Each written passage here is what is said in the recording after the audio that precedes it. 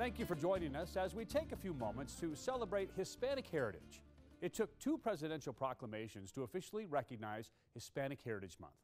Washington, D.C. correspondent Alexander Limon talks to immigration activists about the history of the month and how the celebration is being observed. Hispanic Heritage Month celebrates the culture and contributions of Hispanics to the United States of America. It has been in place since Lyndon B. Johnson, and it was expanded under President Reagan. Rafael Medina with the Center for American Progress says Hispanic Heritage Month started as a week-long observance and was expanded to a month-long celebration in the 1980s. Since then, every president has signed a proclamation beginning in September 15, and it goes until October 15. But Medina says 2018 has been a difficult year for Hispanics. He points to the White House and President Trump. I think it's very clear that he's very insensitive and doesn't actually care about the Hispanic community. Medina says even the annual Hispanic Heritage Month proclamation has been tarnished. Last year, President Trump signed the proclamation right after he had rescinded the program DACA. DACA is the program that protects young immigrants who were brought into the United States illegally as children. The program's future is still uncertain, and Hispanics have also felt the effects of the president's zero-tolerance policy. Thousands of families, hundreds of children remain separated from their parents at the border. Chris Shimolensky is the deputy director for Numbers USA, an organization that strives to reduce total immigration numbers. He says it's possible to celebrate Hispanic Heritage Month and at the same time enforce immigration laws. While the administration has implemented a zero-tolerance policy along the southern border, it's not targeted at Hispanics. It's anybody who crosses the border illegally is going to be prosecuted. Shimolensky agrees Hispanics have done much to shape American culture. There are thousands, millions of Hispanics that have come to this country legally and have contributed over generations and made, again, viable contributions to the United States, and I do think we should celebrate that. On this, Medina agrees. In fact, he says it's now more important than ever to remember all that Hispanics bring to life in America. For Hispanic Americans who still believe in the American dream, who still believe in inclusivity, in culture, to not grow apathetic and to register to vote. He also wants to celebrate all that Hispanics will contribute in the future. In Washington, Alexandra Limon. Danny Quintana's journey began in New Mexico, but as a child, he and his family moved to Utah. That's where he eventually earned a law degree and where he continues to work the halls of justice for his clients. News for Utah's Marcos Ortiz caught up with Quintana, who after all these years, is still going strong. Danny Quintana is a busy man. Not only is he an attorney, but he's also an author of many books, including this one of his Hispanic ancestry. He's also a humanitarian. All this while in a wheelchair. I've always loved tennis. I used to be good, now I'm old. Whether you're in a wheelchair or whether you're not in a wheelchair, it's really important to watch your diet and exercise. Danny Quintana wasn't always in a wheelchair. A neurological disease crippled him when he went to college in the 1980s. Suicide is something that people will think about. But having a son at an early age made him realize someone depends on you. I think whether you're in a wheelchair or whether you're able-bodied, you have to really, really become a part of your children's lives. And that thought was the driving force for Quintana to get a law degree from the University of Utah. Well, I'm a die-hard believer in the legal system. I believe the legal system works, and I think that law is the only way that you can have peace in a society and in our world. I firmly believe that if we work hard and if people are just honest with the courts, that yeah, it does work. Quintana's journey began in New Mexico. He was part of a large Hispanic family whose ancestors go back to the Spanish settlers who colonized the area. For him, life was good, and his Hispanic heritage started taking shape. In New Mexico, you'd speak English in the classrooms and Spanish in the playgrounds, and you spoke Spanish at home. He was raised by his grandmother after his mother died at an early age. His father moved to Tooele to work at the Army depot. Then his father sent for him. The comforts of his large Hispanic family were behind him. Culture shock set in. Because the cultures are so different. You have that Spanish Catholic culture, and then you have the Northern European Mormon culture. Then more hardship. When he was 10, his father was killed by a drunk driver. His white stepmother raised him. At the now closed-down Harris Elementary in Tooele, Quintana became an outcast because Spanish was his first language in a nearly all-white school. His grades were sinking, and his teacher wanted to know why. I looked at her and I had this tear in my eye, and I go, they don't like me because I'm Spanish and I don't speak English. And she goes, well, I like you. And she gave me this great big hug. And that turned me right around. It's something Quintana has never forgotten. And despite being in a wheelchair, it hasn't stopped him from passing it forward. He's now involved in raising money and rounding up wheelchairs to give to the underprivileged in Mexico and other third world countries. Well, it really changes their lives, especially the families, and they're grateful. And they say, gracias, gracias a Dios, que Dios te bendiga. But Quintana isn't stopping there. He's heavily involved in saving the planet. Later this month, he'll be traveling to Europe to meet with community activists there and also visit Spain, the home of his ancestors. In Salt Lake City, Marcus Ortiz reporting. Coming up, we'll look at the life and legacy of Mexican-American Union leader Cesar Chavez, told through the eyes of his son. Welcome back. You can't take a look at Hispanic heritage without mentioning Mexican-American Union leader Cesar Chavez. He overcame many hurdles in his pursuit for equality for farm workers. His search for a fair treatment of those who place fresh food on our tables led him to become one of the best-known Latino civil rights activists in our history. Amber Frias has more. Back in the 50s, harsh conditions and little to no consideration for farm workers was normal. Reports from the California State Health Department indicate that between 1950 and 1961, 3,040 farm workers were poisoned by pesticides and other farm chemicals. From those, 22 adults and 63 children died. And according to a report by the National Safety Council, in 1963, agriculture was third in highest work-related deaths. Unfortunately, due to lack of opportunities and low wages, some people chose to work the fields. It's no fancy ideology. Cesar Chavez's son Paul remembers what his grandma told his father. Mijo, you can't go to school anymore. You need to help us feed your brothers and sisters. His son remembers his exact words. I vowed to do something about that because I never want another mother to ever have to have that conversation with your children. Cesar witnessed firsthand the inequalities and hardships farm workers faced. Things weren't right, that the opportunities that had been offered to other folks in this country weren't being extended to farm workers, and so he was committed to going out and doing something about that. 1952 was the year Cesar Chavez organized the Community Service Organization, a Latino civil rights group. Through this group, he traveled throughout California, delivering speeches to support workers' rights.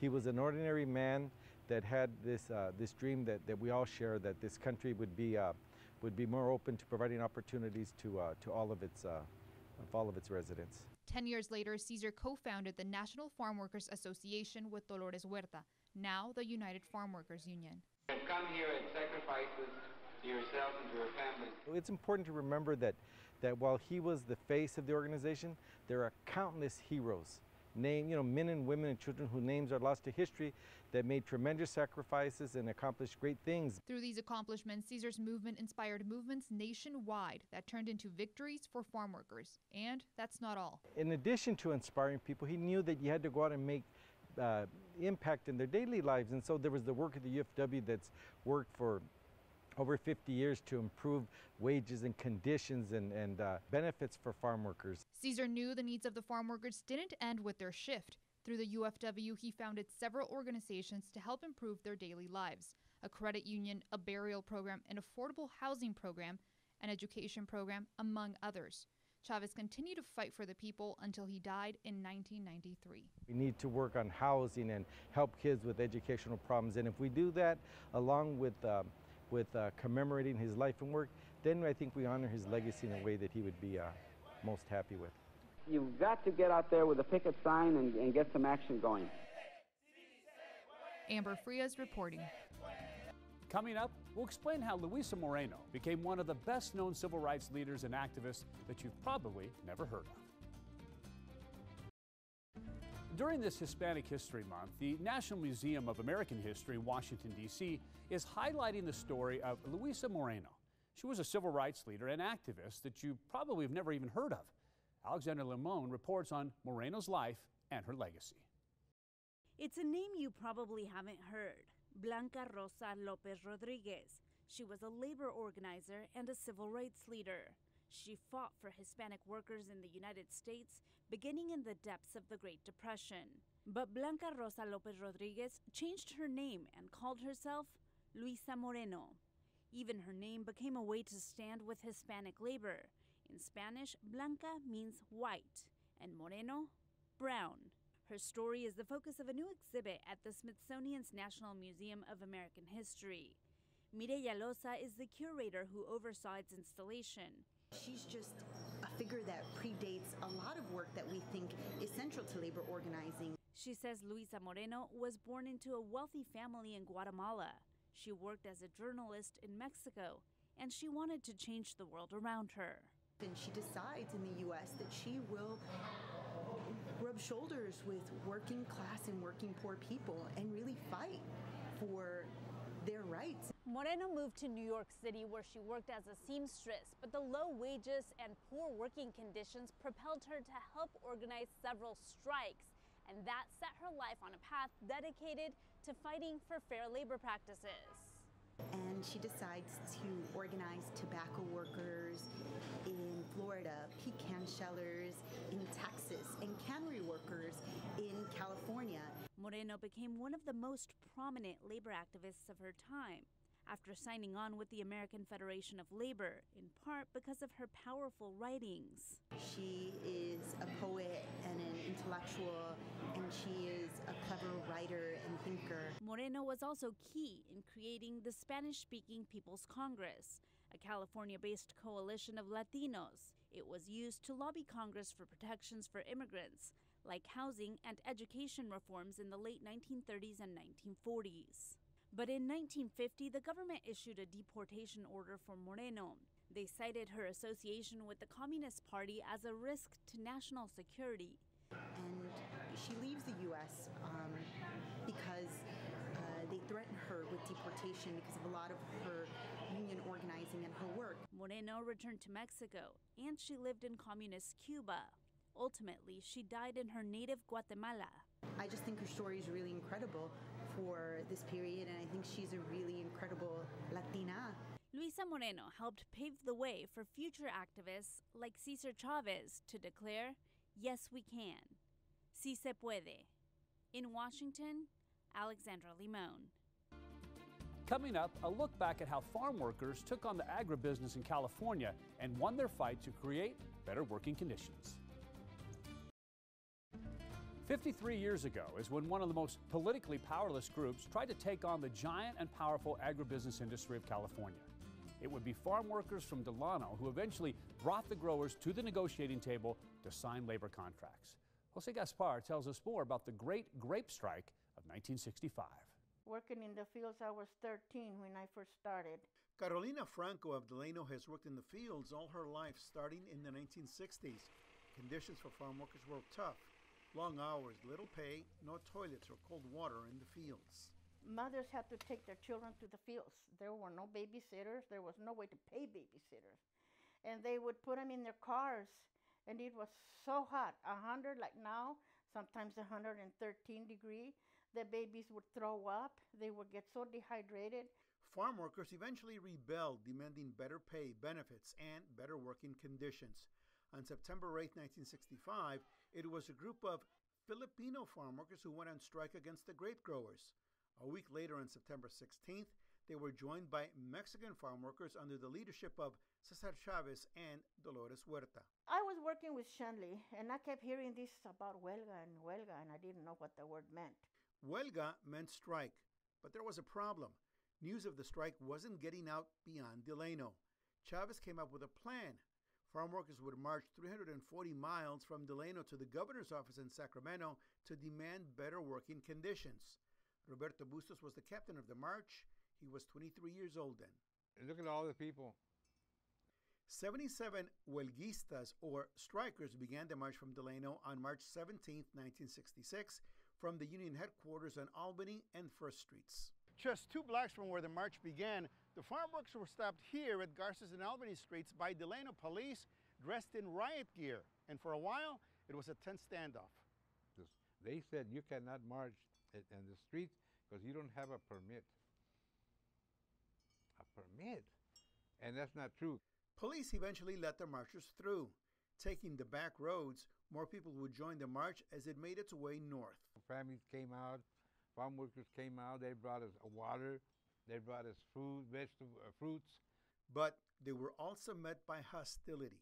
Oh, insults, yeah. People yelling and screaming, go back or to Mexico, whatever, so-and-so, yeah, they were insults, yeah, but that didn't bother us, But on the picket lines, things turned violent. Carolina Franco recalls one instance where a group of strike breakers chased after her and 2 other farm workers, catching 2 of them. They beat him up, they ran him over, they kicked him all over, they hit him with shovels and sticks. I mean, they just ran all over the place. They were running. The strike lasted 5 years. Growers eventually agreed to sign labor contracts with the farm workers union for the first time. That was a joy. We cried like you wouldn't believe.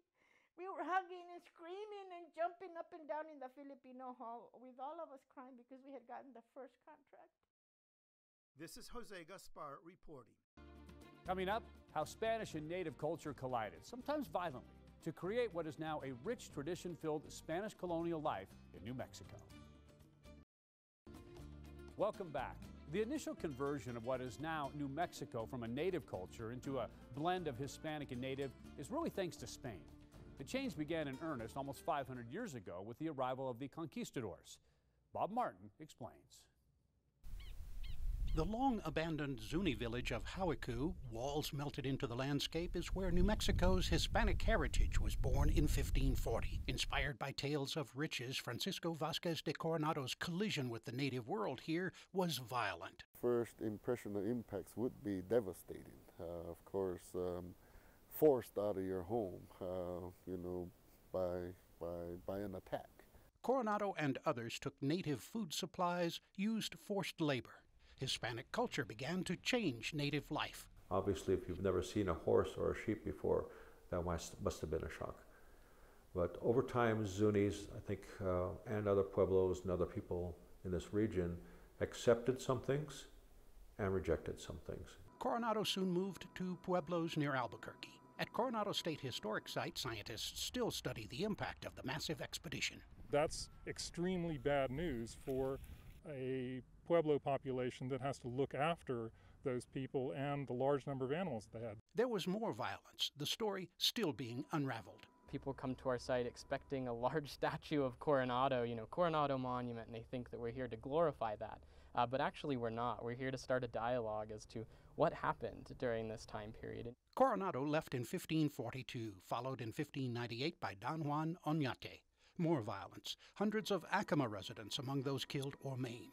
Communities and Catholic churches multiplied. The most, I believe, lasting presence of the early conquest is the strength of Catholicism in New Mexico, in both the Hispanic communities and in the Pueblo communities. In 1680, the Pueblos drove the Spanish out, but they and coexistence returned 12 years later. Today, Spanish colonial life in New Mexico can be experienced at Rancho de las Golondrinas near Santa Fe. Oñate brought 4 blacksmiths. And not a lot of metal was brought up because of the weight. They reused whatever they had. Carpenters fashioned chairs, wagon wheels, and more. With an axe, you can build a house.